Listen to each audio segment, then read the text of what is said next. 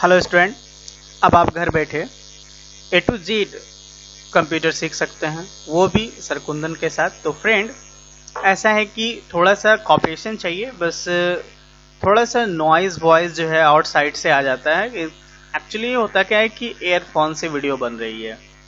तकरीबन ऑनलाइन वगैरह सारा शॉपिंग बंद है, क्योंकि आप लोगों को जैसा पता है कि पूरा जो है लॉकडाउन लगा हुआ है।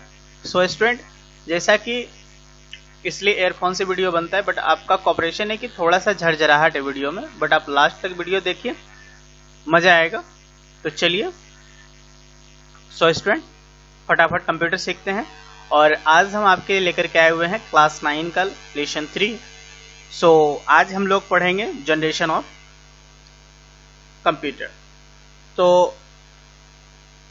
तो जनरेशन आज हम लोग पढ़ेंगे कंप्यूटर का।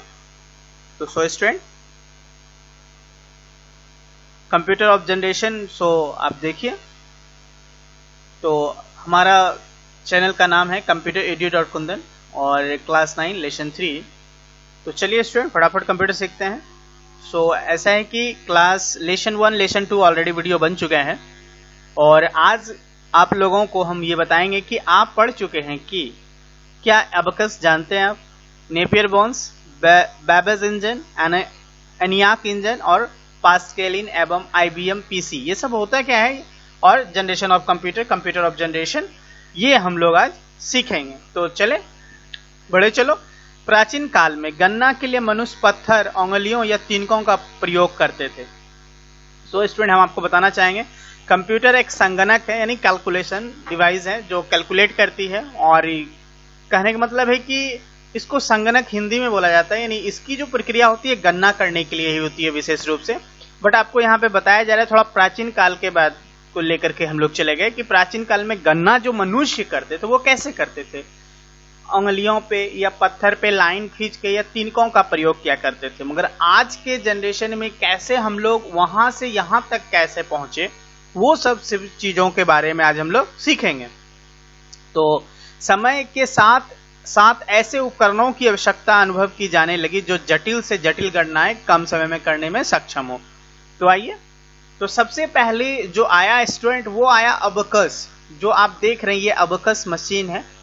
तो लगभग 5000 वर्ष पूर्व चीन में अबकस नामक उपकरण विकसित किया गया। यह हस्तचालित यंत्र मात्र योग व घटना कर सकता था, यानी हस्तचालित यानी हाथ से इसको चलाया जाता था, और ये जो है योग और घटाना कर सकता था, यानी जोड़ना, एडिशन और सब्ट्रैक्शन कर सकता था, और बाकी दूसरा कोई काम नहीं कर सकता था। इस उपकरण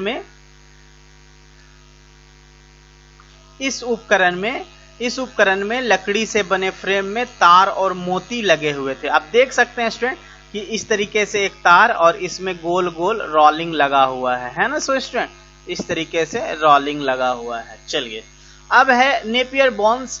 तो ये जो है सन 1614 में जॉन नेपियर्स ने एक उपकरण बनाया जो न केवल जोड़ना घटाना कर सकता था बल्कि गुना भी कर सकता था। इसे नेपियर बोन्स नाम दिया गया। सो आप देख रहे हैं नेपियर बोन्स, ये जो है एडिशन, सब्ट्रैक्शन और मल्टीप्लिकेशन पॉसिबल किया। तो ये नेपियर बोन्स क्रिएट किया था। उसके बाद पास्केलिन।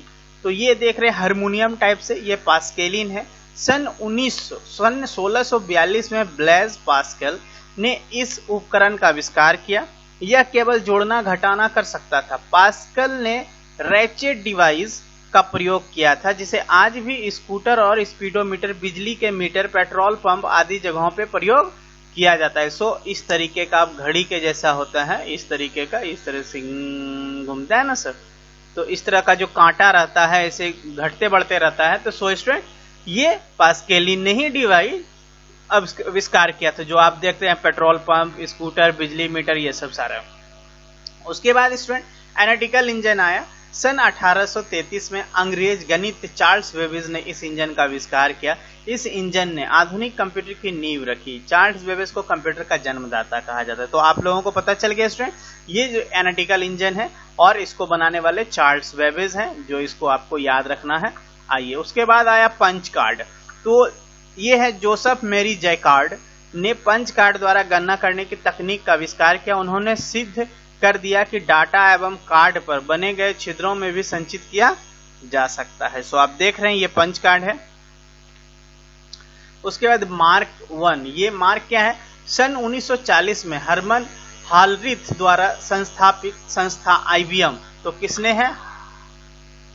हरमन हालरिथ द्वारा संस्थापित संस्था IBM ने विश्व के प्रथम इलेक्ट्रॉनिकली कंप्यूटर का आविष्कार किया। यह आकार में काफी बहुत बड़ा था, स्टार्टिंग में क्या था? बहुत ही बड़ा था। उसके बाद ENIAC आया, ENIAC है ना, electronic numerical integrated and calculator. So student ये इसका फुल फॉर्म है, इसको आप हम चाहेंगे आई होप कि ये इसका फुल फॉर्म आप याद कर ले। विश्व का सर्वप्रथम इलेक्ट्रॉनिक कंप्यूटर था, विश्व का सर्वप्रथम इलेक्ट्रॉनिक कंप्यूटर ENIAC था।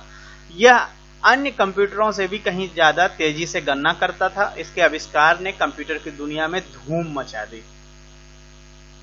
उसके बाद आइए जनरेशन है ना, कंप्यूटर की पीढ़ी यानी generation of computer, computer of generation है ना, कंप्यूटर ऑफ जनरेशन। तो आइए कंप्यूटर में प्रथम प्रयुक्त हुए इलेक्ट्रॉनिक पार्ट्स के अनुसार कंप्यूटरों को 5 पीढ़ी में बांटा गया। इसके जैसे जैसे आविष्कार हुए इसके कितने पीढ़ी हुए?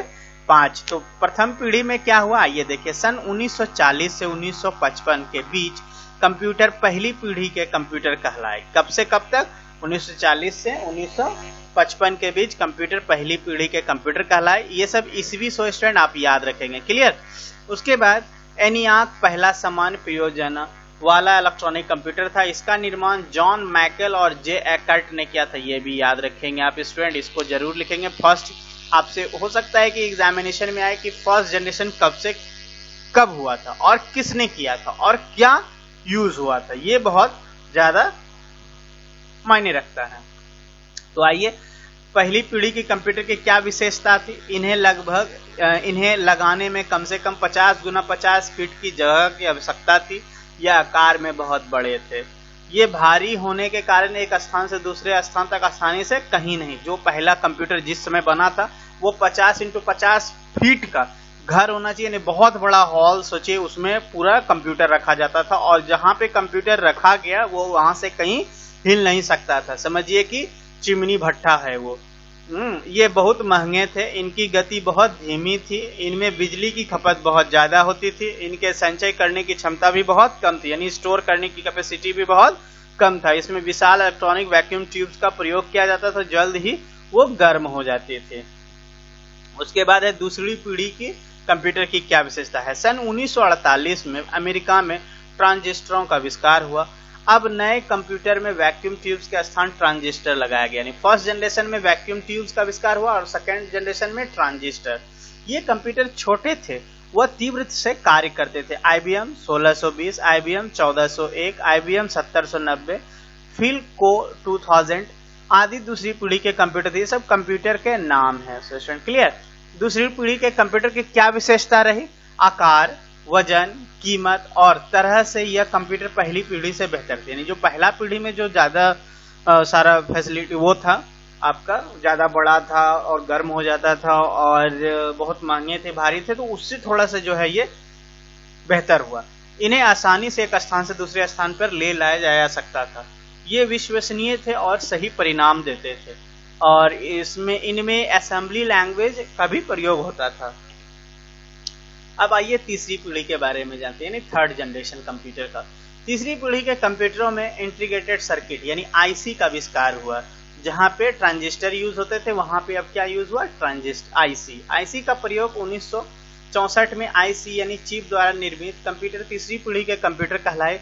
चिप्स ने ट्रांजिस्टरों की जगह लेकर न केवल कंप्यूटर का आकार छोटा किया बल्कि इनका भंडारण क्षमता भी बढ़ा दी। तो यानी सोचिए कि जहां पे बहुत बड़ा कंप्यूटर था, IC लगने के बाद कंप्यूटर हमारा बहुत ही छोटा हो गया। तो आइए इसकी विशेषता जानते हैं। तीसरी पीढ़ी के कंप्यूटर की विशेषता, कंप्यूटर का वजन और आकार पहले कंप्यूटर से कम हो गया, ट्रांजिस्टर की जगह IC यूज हो गई। उसके बाद यह कंप्यूटर अधिक विश्वसनीय और सही परिणाम देखने लगे। इन्हें एक स्थान से दूसरे स्थान पर ले जाने के लिए अधिक आसान था। ये पहले कंप्यूटर की अपेक्षा सस्ते थे।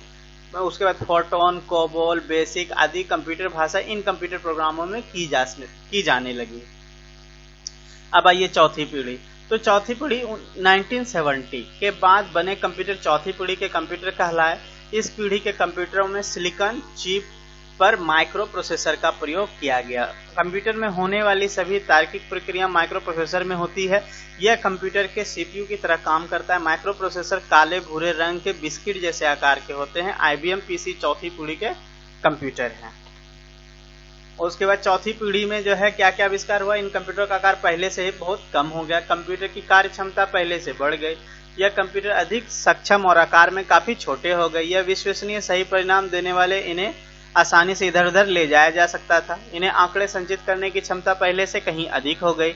इन पर हाई लेवल लैंग्वेज की इस्तेमाल की जा सकी। पांचवी पीढ़ी के कंप्यूटर में क्या विशेषता है। पांचवी पीढ़ी के कंप्यूटर में कृत्रिम बुद्धि की संकल्पना की गई। इसके कारण ये कंप्यूटर मनुष्य की भांति सोचकर अपने तरह के तार्किक संवेदना निर्णय ले सके। और आज के आधुनिक कंप्यूटर जैसे पेंटियम, क्वांटम, पामटॉप, लैपटॉप इसी पीढ़ी में अंतर्गत आते हैं। पांचवी पीढ़ी के अंतर्गत कंप्यूटर की विशेषता क्या है। ये अत्यंत छोटे आकार के होते हैं। पुराने कंप्यूटर की तुलना में इन्हें कार्य करने की गति बहुत तेज होती है। इनकी क्षमता जो है संचय करने की और भी अद्भुत हो गई। मल्टीमीडिया व अन्य विशेष प्रोग्राम इनके भीतर पाए जाएंगे। इन कंप्यूटर को चलाने के लिए विशेष दक्षता आवश्यकता नहीं होती थी। और यह है मेमोरी बाइट। गणना हेतु प्रयोग की जाने वाला प्रारंभिक मशीनें abacus, Napier, bones, Pascal, analytical engine, punch card, mark यानी यहाँ कंप्यूटर हैं। कंप्यूटर को 5 पीढ़ियों में बांटा गया। तो स्टूडेंट आई होप ये वीडियो आपको अच्छा लगा होगा। बट देखिए हो क्या रहा है कि लाइट कट जाने के बाद थोड़ा सा झरझराहट आता है, बट आपका कॉपरेशन चाहिए। और ये सब सारे जो भी स्टूडेंट क्वेश्चंस हैं, फिल इन द ब्लैंक्स है और सॉरी मैचिंग है और क्वेश्चंस है, और ये सब पीढ़ी के विवरण आपको लिखना है लिख करके, और ये सब कौन से कंप्यूटर है इसके नाम लिख करके आपको 6200390793 पे आपको व्हाट्सएप करना है। तो स्टूडेंट आई होप ये वीडियो आपको अच्छा लगा होगा। जो भी हमारे इस चैनल पे फर्स्ट टाइम ये हमारा वीडियो देख रहे हैं, तो स्टूडेंट आपसे उम्मीद करते हैं कि हमारे चैनल को सब्सक्राइब कर दे, लाइक कर दे, बेल आइकन दबा दे, कमेंट जरूर करें। तो स्टूडेंट इसी तरीके से हम आपका वीडियो लाते रहेंगे। Okay bye, thank you.